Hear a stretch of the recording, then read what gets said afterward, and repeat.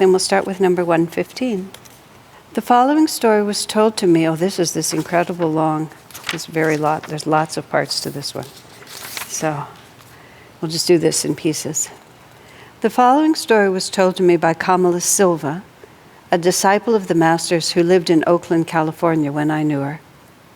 I went once with Master, Kamala said, to the island of Santa Catalina.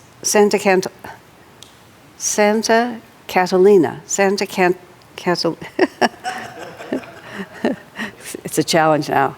Santa Catalina, off the coast of Southern California.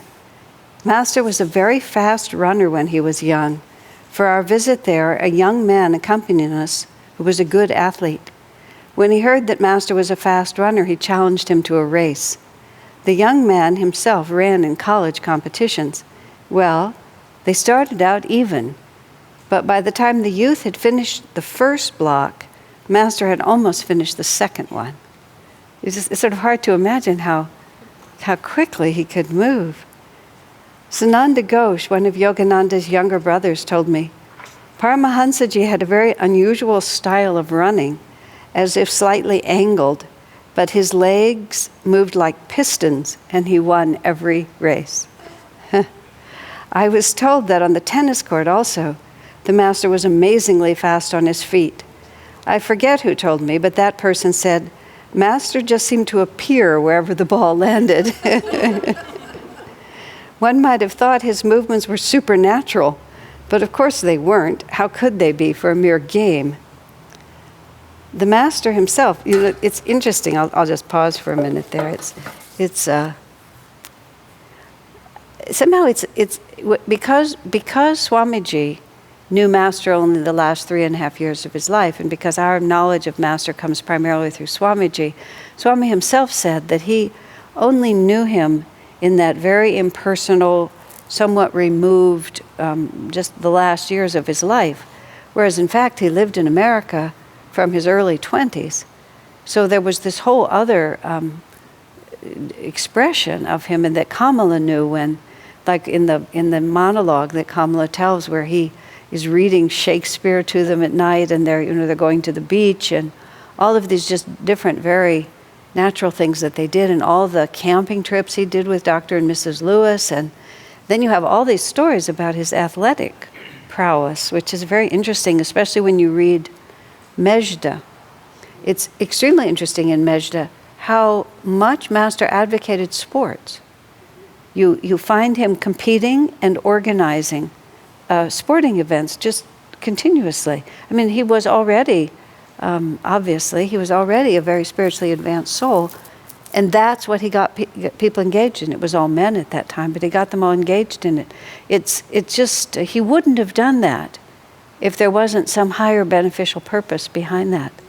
It sort of puts one in mind of the potential benefits of that. I myself, growing up, just never had any understanding of competitive games. It just, my brain just never went there, and I wasn't quite as bad as a person I know who said that she didn't actually even know she had a body until she was about 45. She just lived so much in her thoughts and in her brain. She had this great, big, enormous, brilliant brain, and she just was in her brain, and she never noticed what was carrying it around. That's a wholly different dimension. But Master was having those young men really get engaged with their physical selves. I know that in our Education for Life system, you're trying to develop willpower, and in the younger years, you really are just trying to find your body and learn physically who and what you are. I don't know where that goes, but it seems interesting. Swamiji had a dream once. He dreamt about a number of professional football players, of which he has no relationship to that at all, but they were big professional athletes, football players. And somehow they talked to Swami about the importance of exercise, and they reminded Swamiji that the brain too is a muscle, and that if you allow your muscles to atrophy, then it also diminishes your consciousness in every way. And Swamiji reminded us to take that more into account. And then he said also that we had a distorted picture of him, because in his 40s, when he started really building Ananda, he developed arthritic hips. Arthritic hips. So for 25 years, he even just walking was painful, so it was out of the question for him to do anything of an athletic nature. But he had played tennis before that and had been quite an avid skier. I mean, I actually went with him once skiing, but he already had the arthritis and he fell and he hurt his hip and he never went again. It was just beyond what he could do at that point. But so then we also get a picture of the example he set was not in any way physically active. And so we get the picture in our mind that sort of that's what we do. I know that there was, I don't even remember which ashram it was, but there was some ashram that part of the ashram culture was that everybody competed in athletics. And they all had to pick a sport and they all had to train themselves intensely, and it was just part of their spiritual path. But ours has never included it, not so much because it shouldn't be there as it hasn't been there as more part of it. I don't think we need to compete, but keep the body exercised and fit for God realization is a part of it. Anyway, it's always worth noticing. And then you have these strange stories of how Master could just, I suppose if there's no conflicting cross currents, if there's complete confidence, if he's omnipresent in every cell, you can probably organize the whole system and make it work a lot better than the average person could. Used to go around the neighborhood and organize soccer games. And Yeah. I mean, he was the one that got all the boys out there and playing soccer, and he was the fastest runner. Yeah. That's where it is. Loved it. It's in Mejda. It all talks about all the sports. It was, of course, it's the way young men and young boys relate to each other.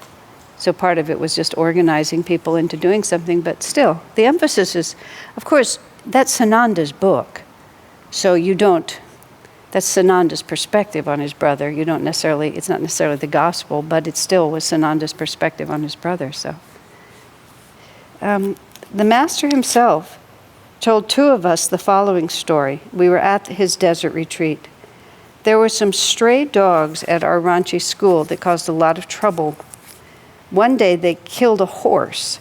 I decided they had to be captured and taken away.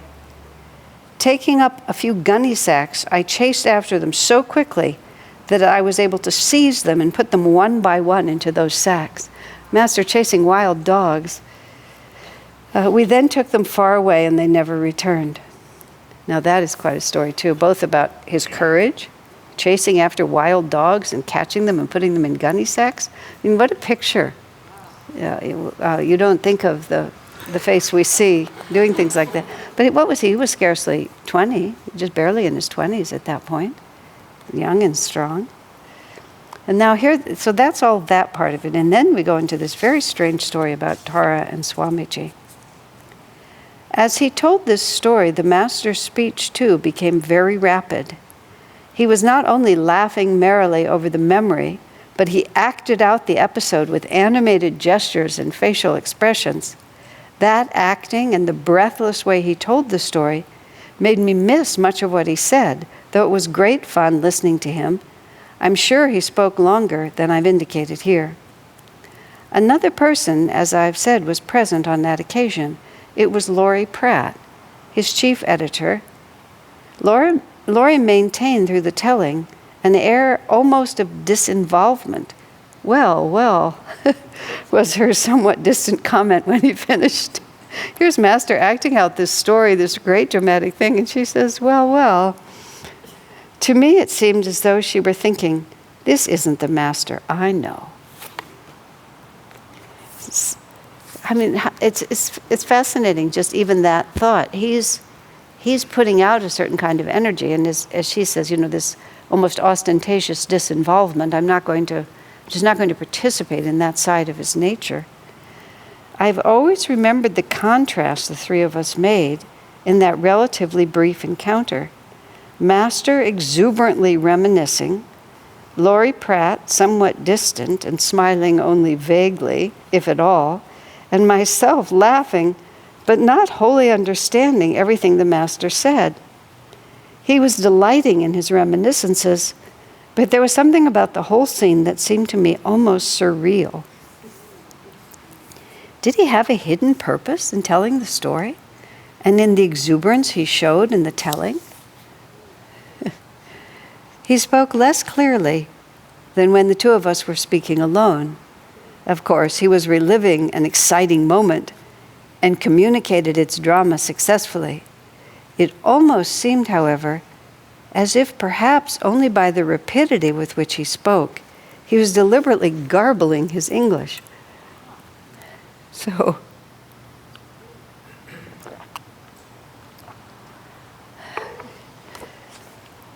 I've often wondered about that occasion since then. It seems to me now to have been fraught with meaning. Was he subtly telling Lori, for instance, "Don't imagine that you've ever really known me. I am not who I seem to be"? Was he saying to me, "Know me for your own self. Don't let anyone try to tell you who I am"? I mean, that's an interesting part of it, because, of course, Swamiji was forced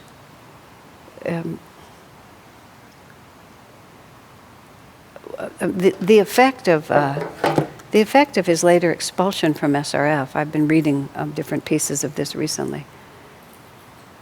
As he himself put it, he was forced to rely on his own intuition without any checks and balances, without any feedback from anyone whose intuition he could trust.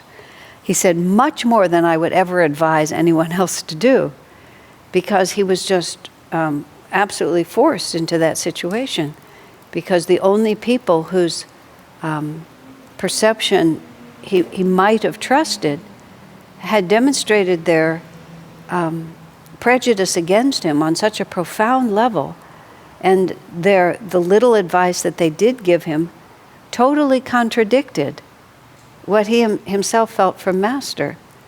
And so he writes, he says, it was a dilemma. What was I to do?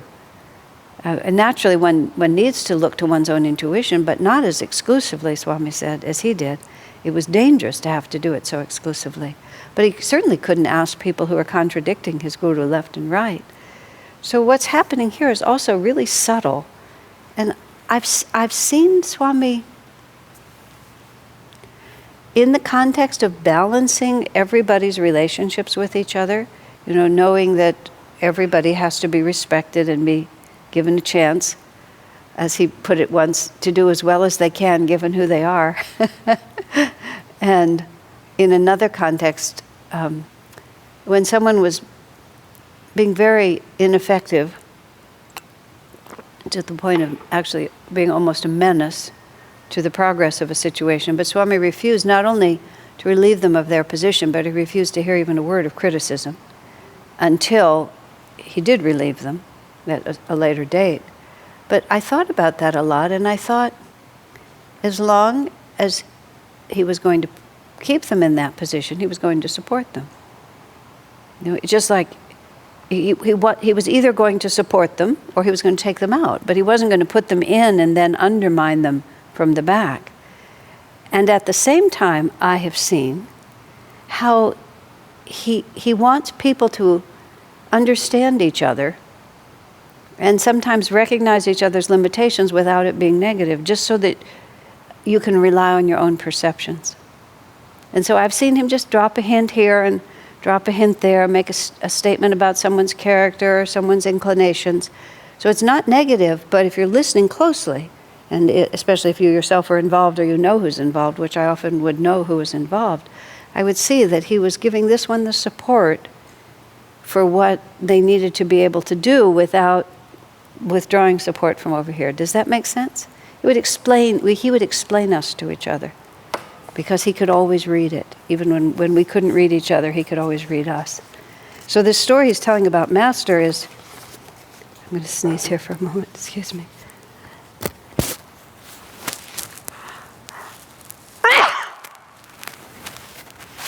The story, sometimes I sneeze more than once, let's see.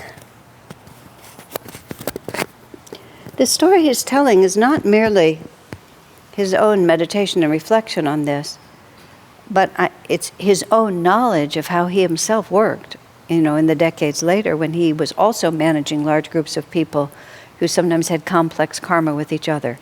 And it's so interesting because in the position of master and in Swami's position too, he had a direct relationship with everyone, and everyone had a direct relationship with him. But then, of course, we had what you would call a different. We all made a circle with each other, even though everyone had a line to him. So it was a very interesting web that was always being played out. Swami commented once about Master, how there was very little form to the way he organized his ashram, but when Swami reflected on it, it was perfectly organized because it was completely run by Master's magnetism.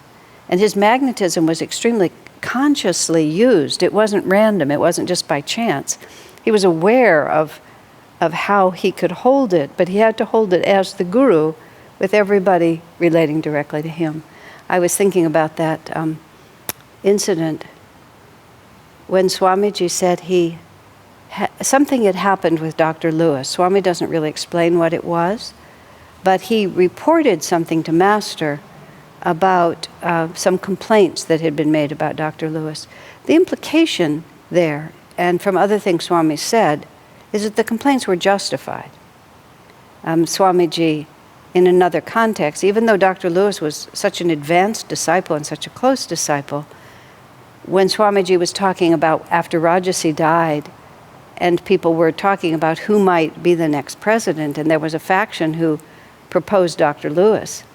And Swami's, in a kind way, but a very definite way, he essentially said it was a preposterous suggestion, that Dr. Lewis just didn't have any of the qualities needed to manage people and to lead an organization, quite apart from his spiritual nature. Swami talked about him being petty and proud, wanting his own position, and just lots of things that just made it unthinkable.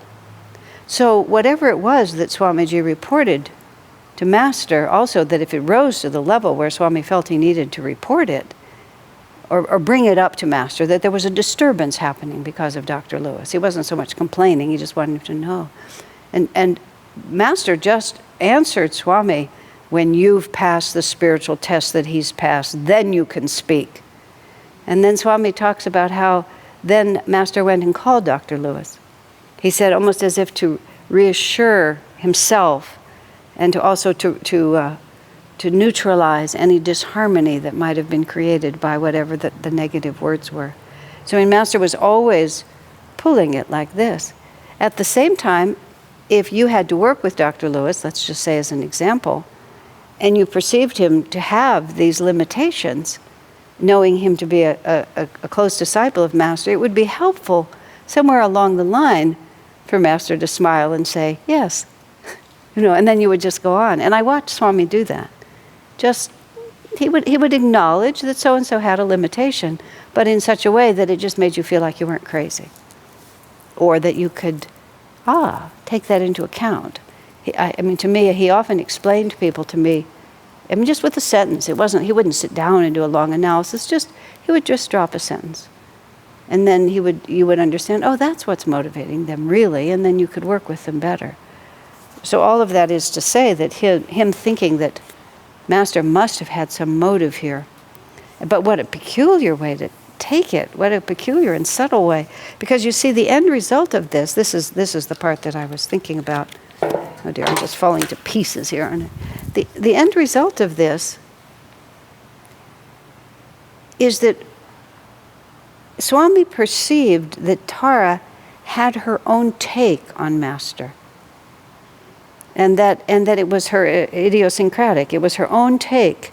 And Swami was there at the same time, and he saw that there was a completely other way to take this.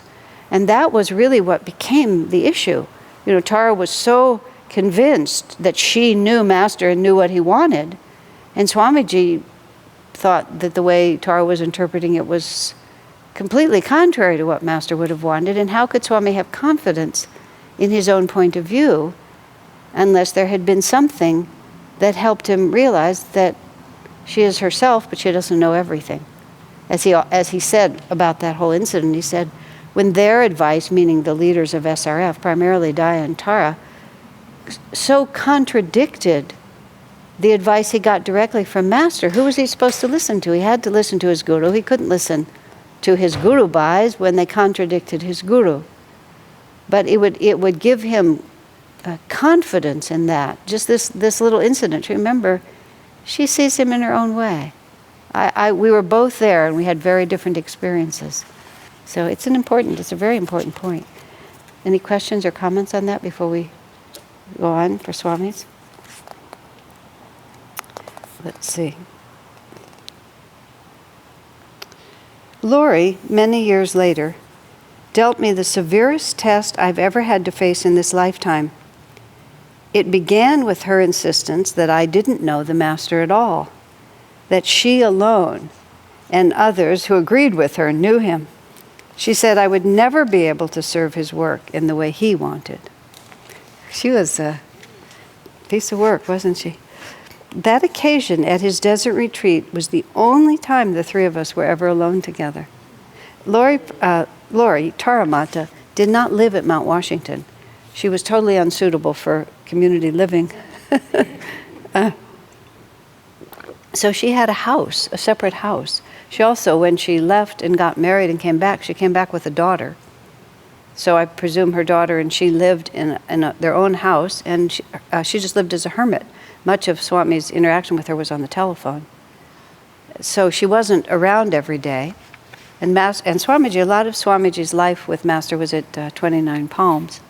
That was when he spent most of his time with him. So anyway, that occasion at the desert retreat was the only time the three of us were ever alone together. Doesn't mean they weren't in the same room.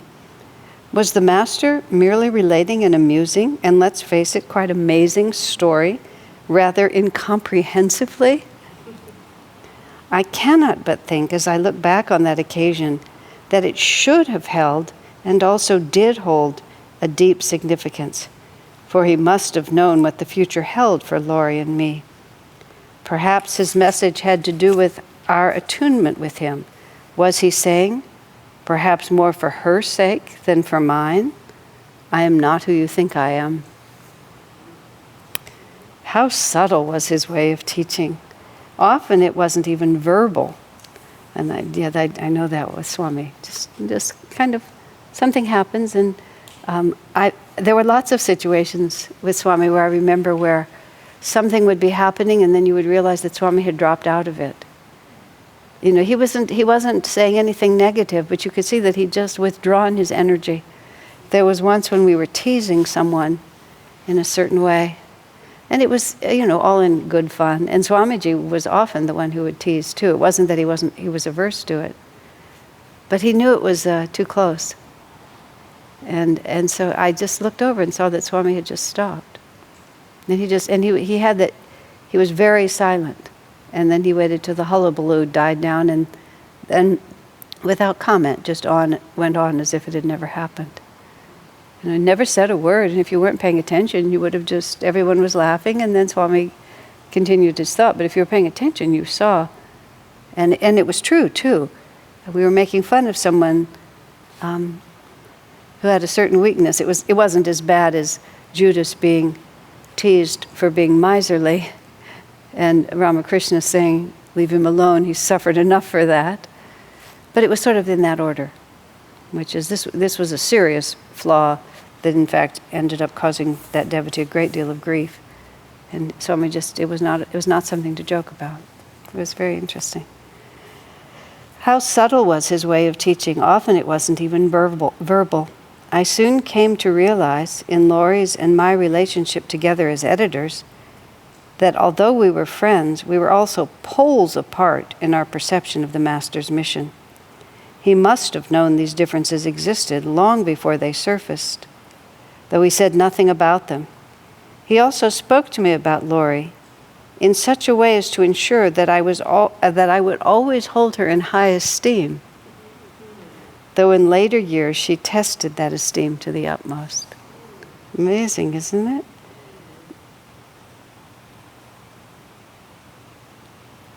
This is a fascinating subject.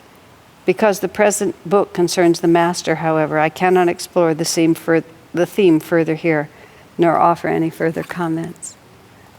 Yeah. Swamiji's whole life with Tara was just such an adventure. When he wrote the path, he never mentioned her by name. He referred to a senior disciple. He never said her name. He called her neither Laurie Pratt nor Tara Mata. He just never spoke of her. He never mentioned it. He just said a senior disciple. And it was her absolute unyielding determination that he must be expelled and forever held at a distance that determined the whole course of Swami's life. So she was our best friend, really. But he would often say, he said her character was just, you really could hardly believe there was such a character. He wrote this 30-page analysis of her. He called it a Turian analysis because she's a Taurus just like he is. And he was always wanting to publish it. And no one ever wanted him to publish it because it was just, I never found it. He said she wouldn't. He sort of said she wouldn't have minded. I mean, this is who she was. It wasn't adjectives. It was just facts. It was just the way she behaved and what she did and how she related to life. And he said it was impossible for us to realize how powerful she was, how she could just force everyone to her will, which she did. So he says she spent a year persuading Dayamata to throw him out, and as he describes it, and finally in a very emotional scene, Daya capitulated.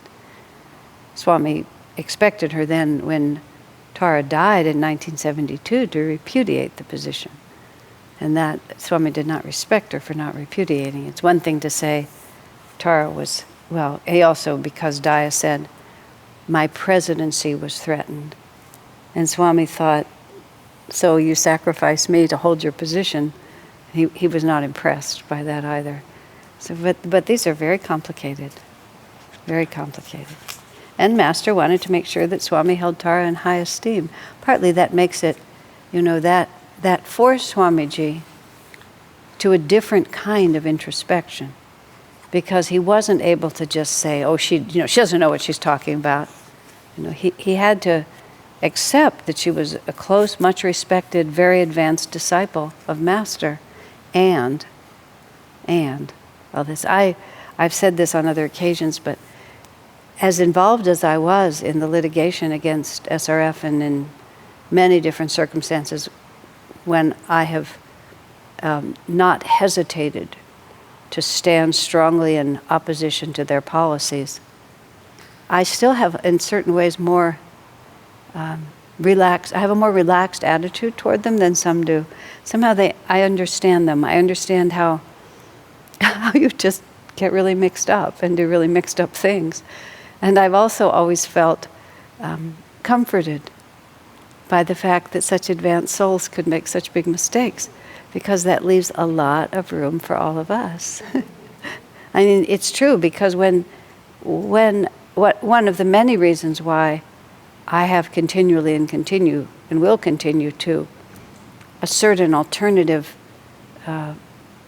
understanding of the spiritual path to SRFs is not about anything to do with organization, but I feel that the way they have gradually reduced themselves as individuals and Master to a large extent, taken all the shading out and just made it so unequivocal, is extremely deleterious for the capacity of the individual to follow the path, because it isn't like that.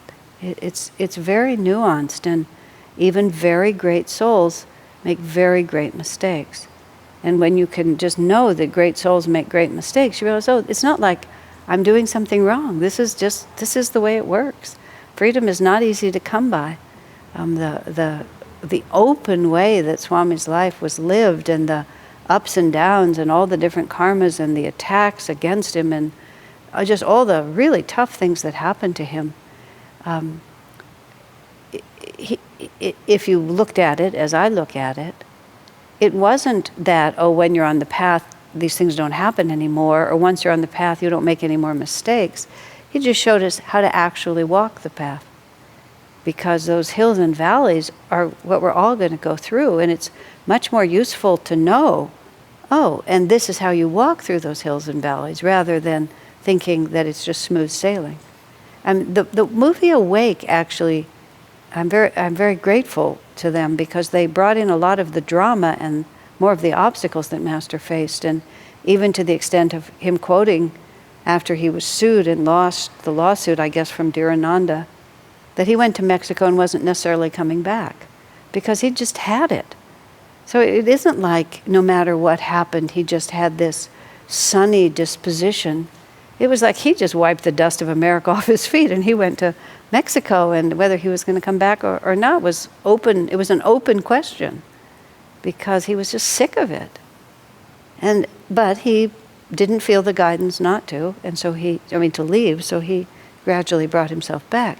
But that's what an avatar's life is supposed to be. It's supposed to show us, there's all these obstacles and you have to just persevere in the face of them. So you see, even great souls who were disciples of Master from their teen years and given tremendous position did not always make the right decision. Stacy's raised the question about Durga Mata, who was also a very close disciple of Master from the 20s. And in her autobiography, she says when Rajarsi passed away that she was invited to be the president. When Swamiji was there, and he was fairly inside the group, and he said that's the first he'd heard of that.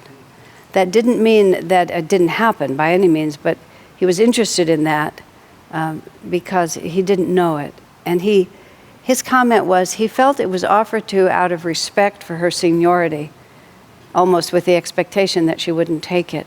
Her reason for not taking it was because she felt she was sickly and that SRF didn't need another president who wasn't going to live very long. Swami commented that she was also entirely unsuitable. He said she was, Master said she was highly advanced, second to Sister Gyanamata, I think. But he said she had no diplomacy. She just spoke her mind whenever she wanted to speak it, was quite sharp in her comments. And he said she just wouldn't have had any idea how to be the president. It was just not her job. And everyone knew that. So he was surprised when she told the story the way she told it. But he admired her as a disciple, although he didn't know her really much at all. But she was admirable as a disciple. But there was a feud between Daya and Tara together against Durga. For reasons, Swamiji said it had something to do with when Master was away on his travels, things that happened between Durga and Daya at that time, and Daya was never very keen on her. Durga herself was completely indifferent to what other people thought, and actually lived a very interesting life at Mount Washington. As is told in her book, Rajarsi, at Master's request, created an apartment in one of the second stories, or the tower or something, at Mount Washington. And Durga Mata helped him make it, and they made everything absolutely beautiful, and she designed it all as she thought it would be best. And Rajarsi spent perhaps one night there, and then he became ill, and then he died, but he willed it to her. So it was a very sweet thing. So she ends up not as a nun at Mount Washington, she ends up with a private apartment in Mount Washington that's her own personal property because Rajarsi has given it to her. So she really didn't live in the same context that everyone did. First Master had her taking care of Rajarsi, and she helped take care of Master a lot too, obviously. And then he sent her off to take care of Rajarsi. Then Rajarsi died, and then she comes back to Mount Washington and has this place. She thinks she's not going to live that much longer, but she lived a long time. And she became the mother of her own little circle of disciples there. And Joan White, who is the woman who was to whom Durga Mata gave all her manuscripts and the responsibility for publishing that book, and letters from Rajarsi, gave Joan a great many things. not to SRF, but to Joan. Joan had been a nun at Mount Washington, and for one reason or another, I believe they didn't want to keep her, that she wasn't quite suitable, but she admitted that she wasn't suitable. But she was one of Ma's kids, Durga Mata's kids. So she just walked downstairs from where the nuns lived and then walked across the lobby and then walked upstairs to where Durga lived. And then for the rest of Durga's life, she would just walk in the front door of Mount Washington and just go up to Durga's room. And so there was just a whole parade of people who were completely not associated with the other. I mean, they didn't like it, but there was nothing they could do about it. She tells the story in there of Tara Mata coming in to try to drive her out, but Master warned her that Tara was coming to do this. See, here you have it. Tara's coming to use her power to drive Durga out. Master warns Durga that Tara's coming, and Durga puts forth her energy, and Tara couldn't have her way. And so Durga just lived her life. I said to Swamiji, in such circumstance, why did she do it?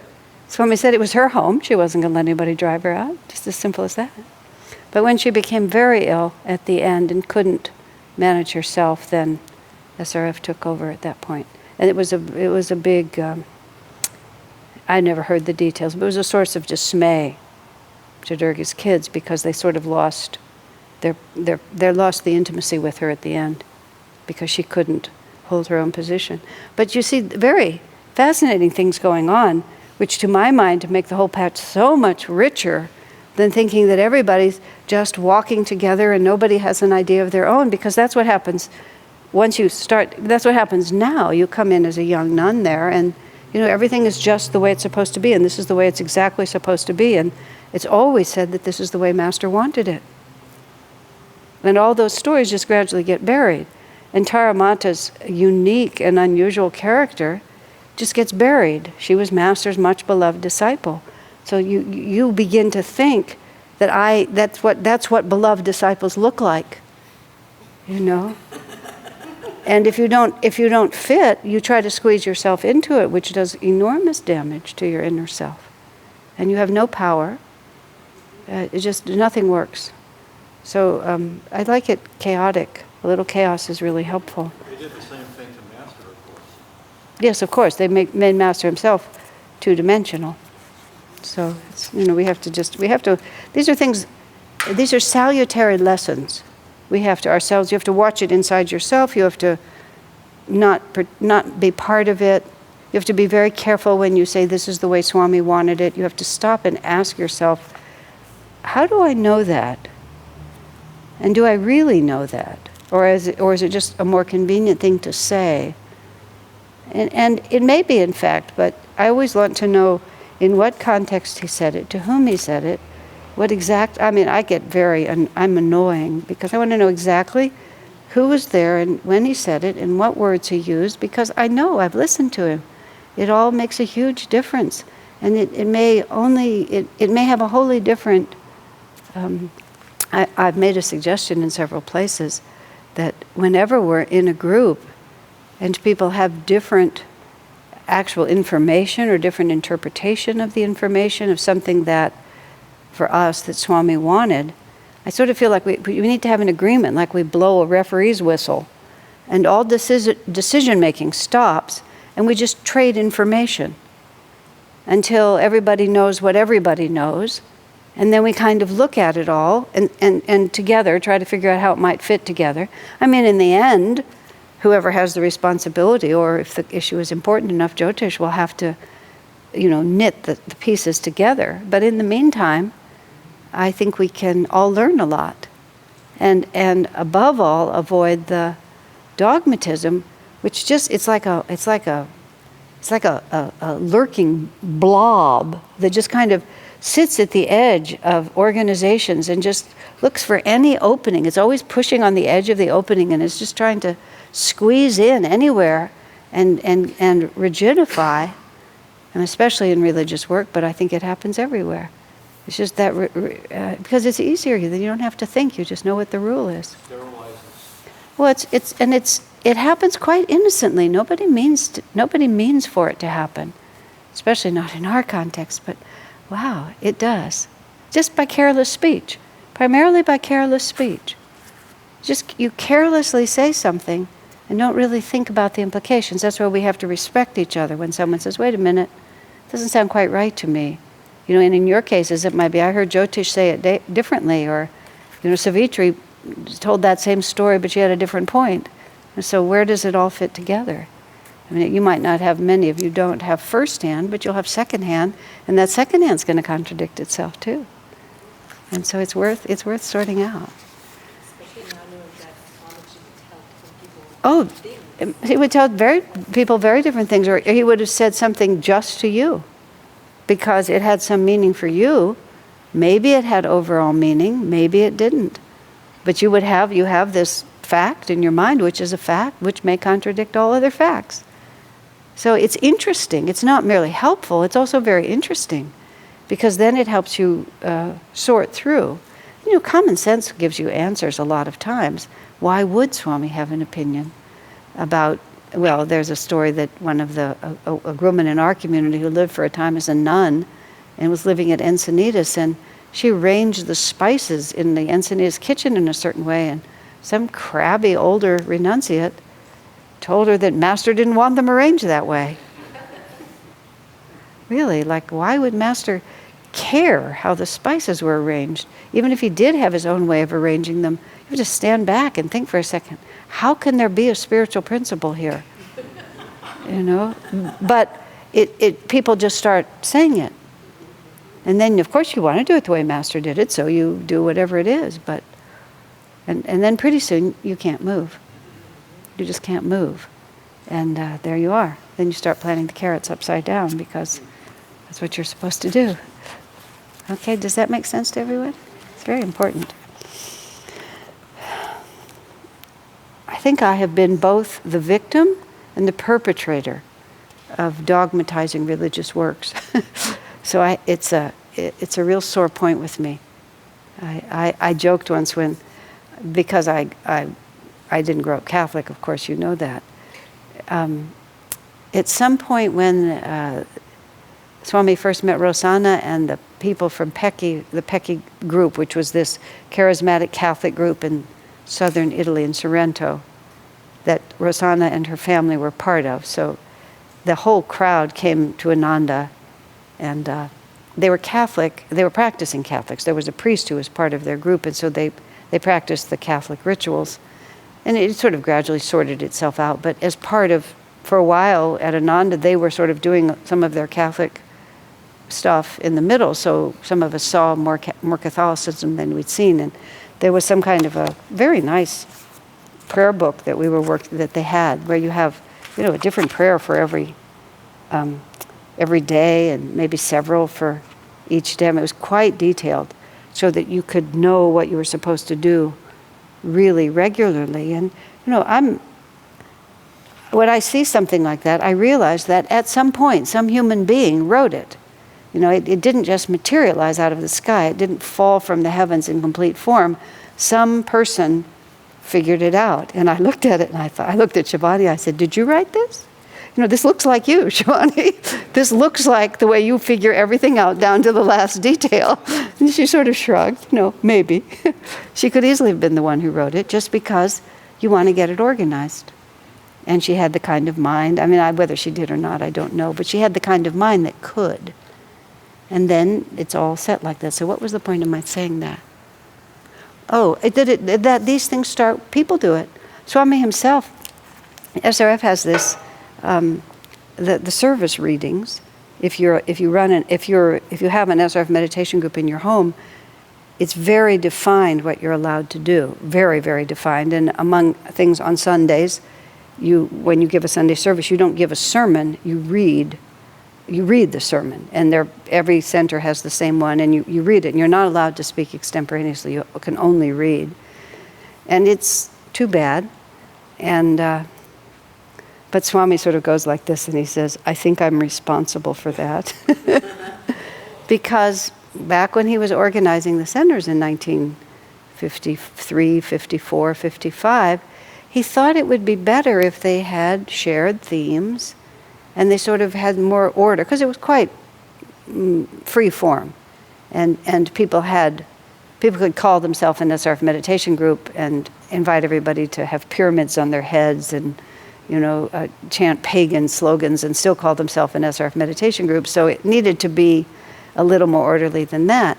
But what he wanted it to be a topic and some suggested ideas. And then that you would work with that. Here's a few good quotes that might help you. Here's a few ideas. But and so it was to hold it together, but it just gradually got more and more fixed. But he often, so things they start more or less innocently. Swami also had the thought, he was trying very hard to make sure that all groups would be equally inspiring. That was part of his thinking, by giving enough structure to it so that anybody could run an inspiring group. And so he also was sort of trying to pull people in a little bit, trying to get a system that would create inspiration. And then he said Kamala was the leader of the Oakland meditation group, and it was the best meditation group they had because Kamala was leading it. He said it was full of devotion and joy. Kamala retired, and from night to morning, it became nothing. Because it was the spirit of the leader. And Swami said at that point, he realized that the whole experiment was a failure, that you can't create inspiration by system. Inspiration comes from the attunement of individuals. And so it was for him a huge learning. And whereas SRF went farther and farther trying to create the inspiration through the system, Swamiji saw that the experiment was a total failure and that you have to create inspiration in individuals. And so, there's so much of the way Ananda is run is a very deliberate decision based on that. And I mean, all of that comes back to Swami there with Tara and Master trying to help him understand, yes, she's a great soul, you should respect her, but she's also who she is. And just Master was comfortable with that individuality. He didn't need to drive it out so that everything would stay in order. Because things stay in order better if you don't have exceptions. Well, let's take a short break. Any other comments or questions before we gallop forward? All right. Number 116. The Master told me the following story about his visit to India in 1935.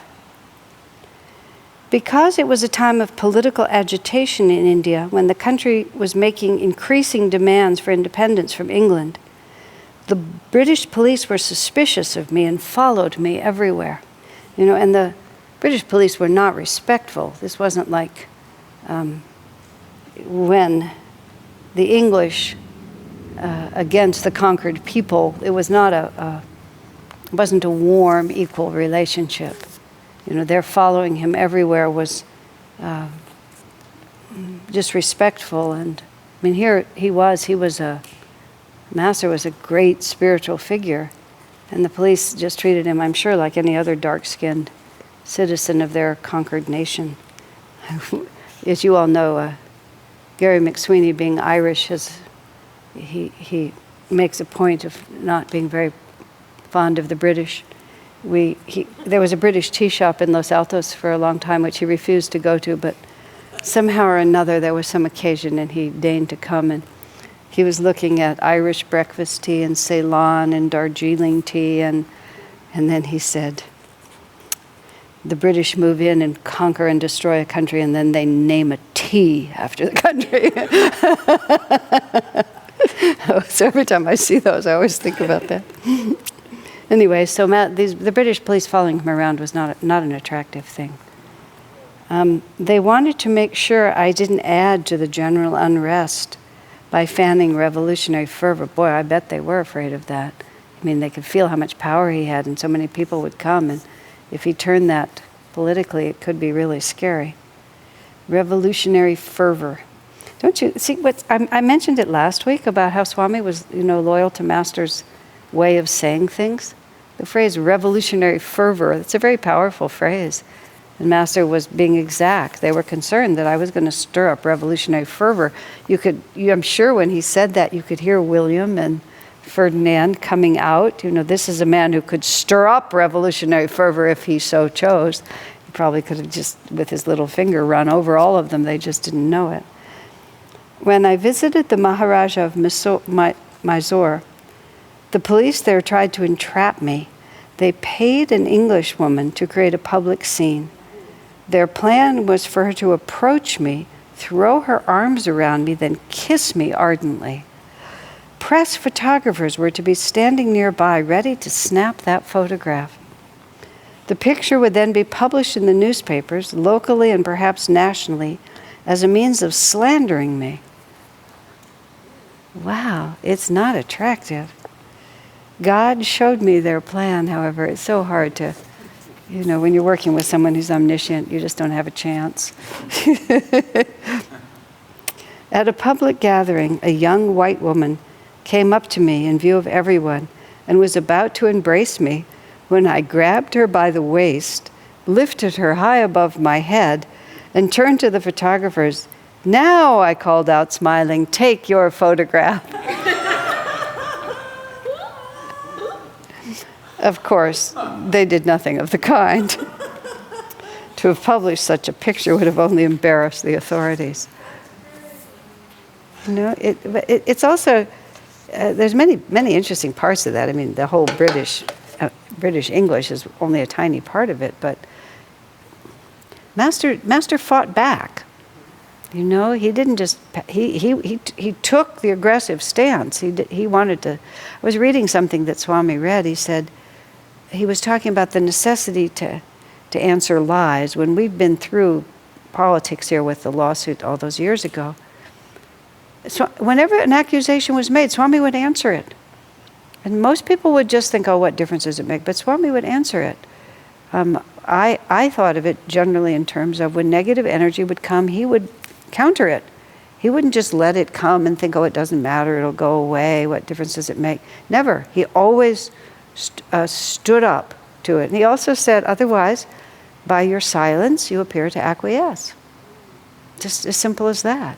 And so there's Master, and they're trying to do this thing to him. He could have avoided it, but instead of avoiding it, he went forward. Because I've been reading history.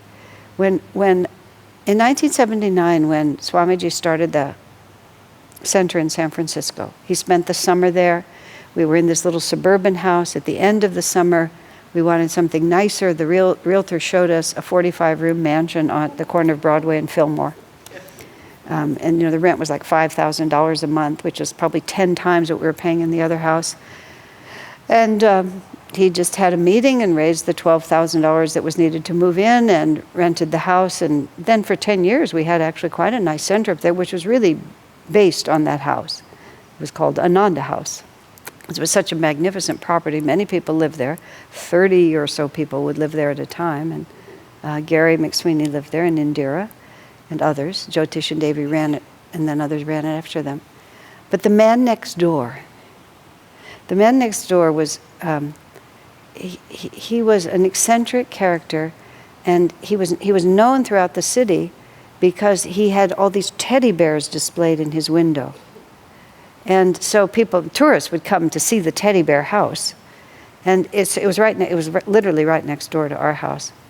And there was other, I think, a well-known, what's his name? Coppola, Frank? Anyway, the man who did, he did a lot of movies. Yes. There was a lot of famous people there, and we moved in en masse and started using our house in quite a different way because we were not a single family. It ended up actually, there was litigation over it. We were a byproduct. It wasn't our litigation.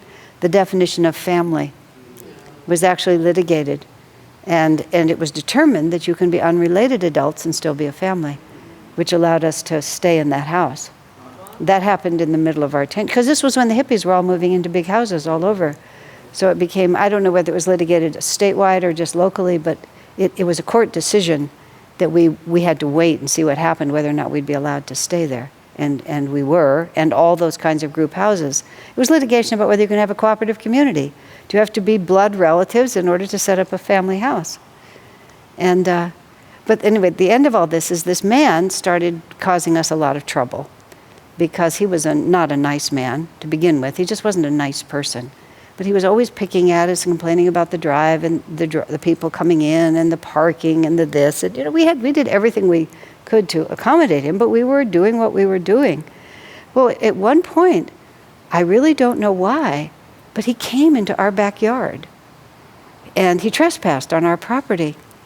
Swami saw him and called the police. He just he called the police, he accused him of trespassing. He didn't mention any of the rest of it, but the man backed off a lot after that. It's like, why? You don't be nice when people are not being nice. You don't have to be angry. But what's the point of being cowardly? He said that man was a coward and you had to stand up to him. You couldn't just, he just was snooping around. But I remember when Swami did that, it was like, no, we can't antagonize him. Oh, we certainly can. So anyway, that was a long story. So Master picked the woman up. There's so many lessons in every little story, and it was also, what a creative solution. Instead of just saying to the photographers or to the police, he let them embarrass themselves, and showed them what they were really dealing with. Okay. I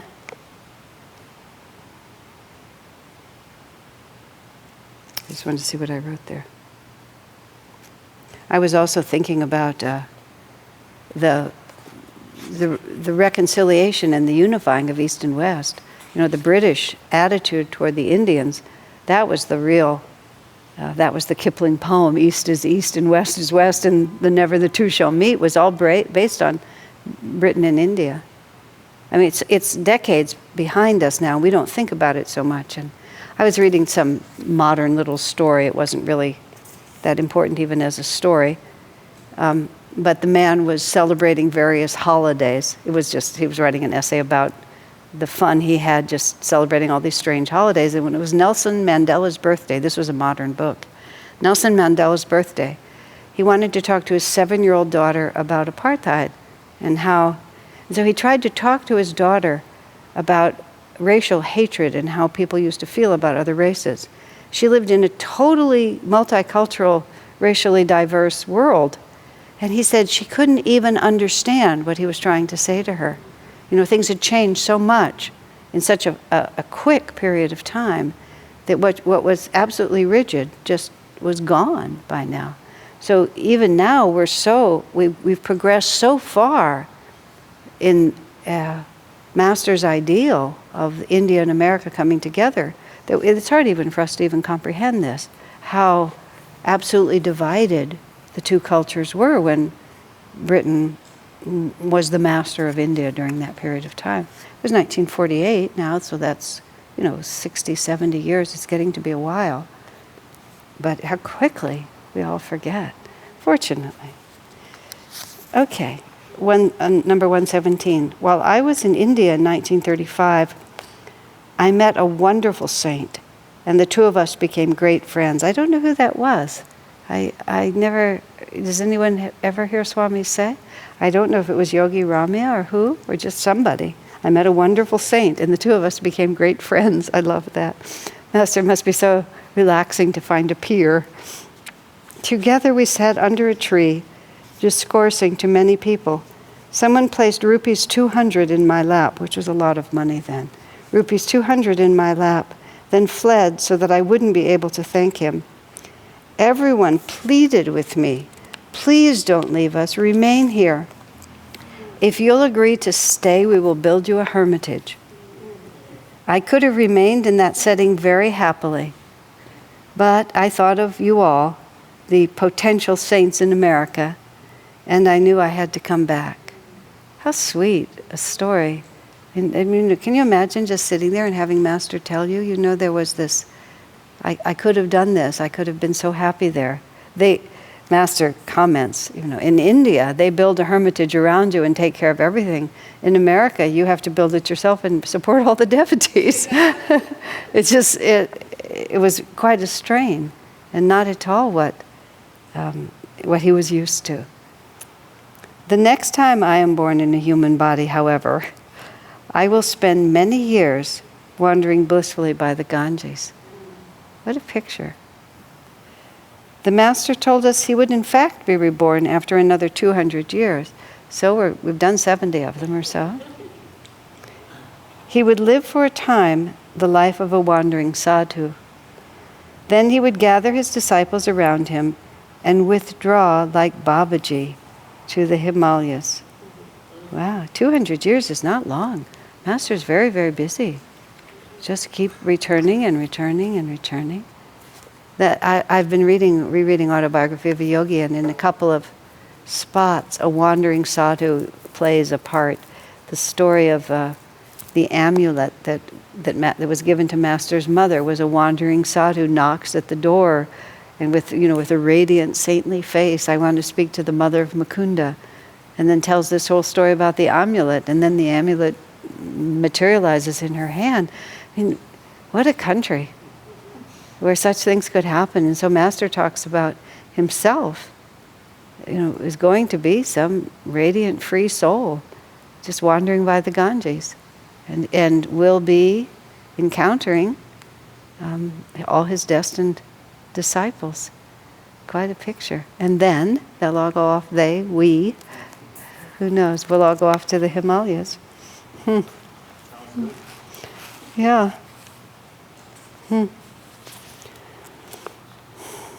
Number 118. There was a little girl, this one's so sweet. There was a little girl living with her mother here at Mount Washington. She decided to make me a little surprise. One day, before she could spring her surprise on me, I thanked her for it. "You peeked!" She cried miserably. "I didn't peek," I said to her lovingly. "God told me about it. I wanted you too to know he'd done so, and to thank you." Just think of the karma of the child. He was always touching. I mean, physical age just wouldn't have made any difference to him. He's looking at a complete soul. A child who gets brought to live at Mount Washington. Because there were lots of people coming in and out. It was, people just, and when they had children, they came with their children. And then they had the karma to be close to him, to make him a little surprise. Wow.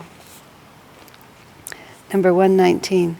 The other day I was looking at the picture of and it's so sweet because he used his omniscience to know that the British police were trying to trap him. And then also to know that the little girl was making him a present.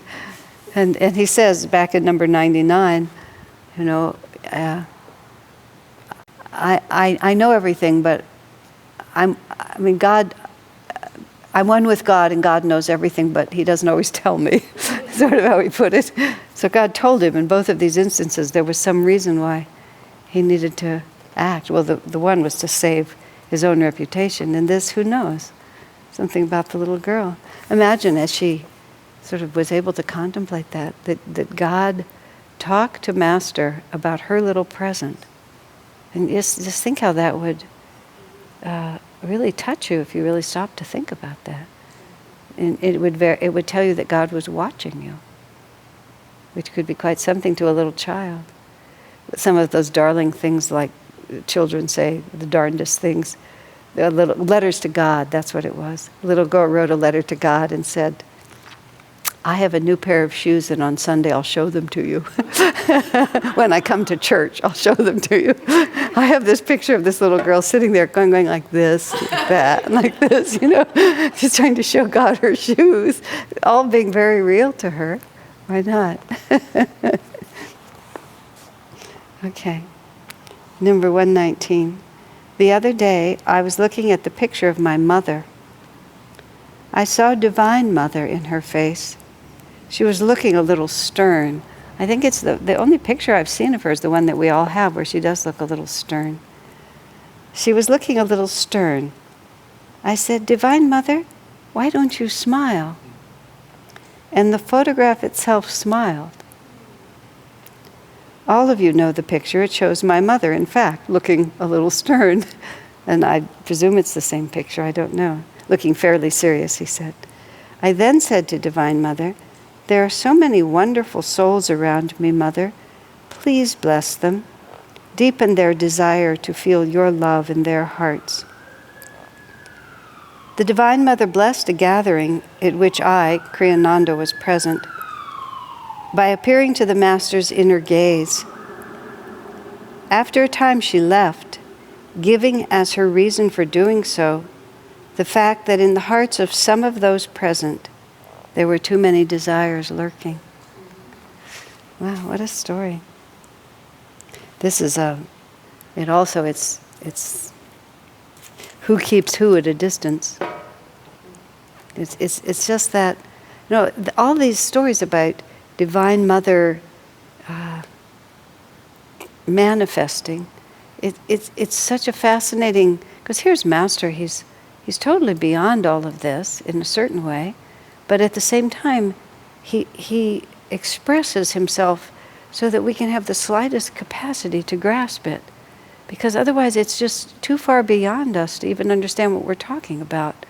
But when we think about Divine Mother being with us, but us being too restless to be able to hold that. Remember the story in autobiography of Sri Yukteswar coming in to see Lahiri, and Lahiri asked if he saw Babaji on his way in, and Sri Yukteswar didn't see him because he was hiding behind a sunbeam. And even how Sri Yukteswar, the way the story is told, when Lahiri Babaji appeared to him, and Sri Yukteswar rushed off to get sweetmeats, and when he came back, Babaji and his band were gone. And Babaji said, "You fairly extinguished us with your restlessness." So this is Babaji's band that moves around with him by dematerializing and rematerializing, or astral traveling, or whatever they're doing, but they're not going here and there by ordinary means. When Sri Yukteswar could see them, could anybody else see them? And then he is so eager to serve them that the vibrations are such that they can't or don't want to stay in it. This is all going on all around us all the time. What that tells us, quite simply, is the only avenue to God is through our own consciousness. And the only responsibility we have, no matter how we divide it up and how complicated we try to make it, is just what is my vibration? And we have all these different reasons why we corrupt our own vibration. And they're all justified on a certain scale. This happened, that happened, I need this, I want that. What else would you expect? This and this. But all it means is that we oscillate in such a way that only so much of divine awareness can come in until we bring that into, and everything about the path is just bringing it into stillness. I mean, all the techniques, all the karma yoga, all the devotional practice, everything, it's just so that we can calm it down enough that that divine energy can merge with ours. Because it's we who are pushing it away at all times. She needs the microphone. It's a very liberating thought. Yeah. Just that any moment you spend not seeking God is a waste of time. All time is wasted that is not spent seeking God. Yeah. But seeking God means really just to... We all know what it feels like to be still and centered, and we all know what it feels like not to be. So it's just a constant bringing it back. And it's very simple. What finally happens is the path gets very simple. And all of our reasons why we are pulled off center become less and less interesting. At first we're just very interested in all of them, but gradually become very uninterested in them. I was pulled off center and now I need to get back. And that's all, because really what doesn't matter, just something pulled us off. Well, any other? That's what's happening when we set out to practice the presence of God constantly. And at first we're lucky if we can remember 2 or 3 times a day for 30 seconds or so. And then gradually what you describe happens. Mm-hmm. And of course, ultimately, there's nothing but that. Yeah, that's the promise. All right. Anything else before we call it an evening? All right, we finished, let's see, 119. We started at 115 and we finished at 119.